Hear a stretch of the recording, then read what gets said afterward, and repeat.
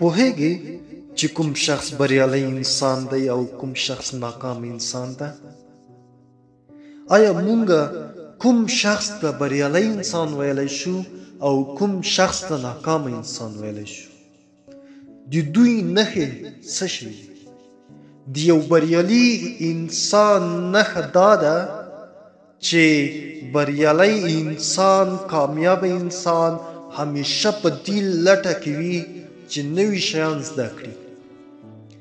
که هغه د ژوند په هره مرحله کې یعنی که څومره مخکې لاړ شي، څومره علمي پیشرفت وکړي، څومره مخکې تګ وکړي، دی نه وایي چې ما ټول شیان زده کړي، بس زما علم پوره شو. هیڅ وخت داسې خبره نه کوي او هیڅ وخت دا نه وایي چې زه جامع الکمالات یم. هغه تل په دې کوشش کوي چې نوي شیان زده کړي، که هغه د ژوند په هره مرحله کې اوسېږي، که څومره مخکې لاړ شي، دی تل دا کوشش کوي چې نوي شیان زده کړي. یعنې د بریالیو کسانو یوه نښه دا ده چې هغوی تل کوشش کوي چې نوي شیان زده کړي. او ناکامه شخص پیژنې څوک ده؟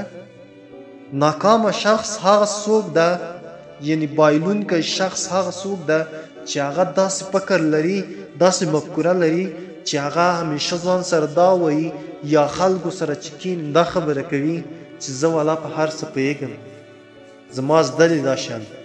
دا شخص ناکامه شخص ده. دا خبره د ناکامه اشخاص خبره ده چې تل داسې خبره کوي چې زما دا شیان زده دي.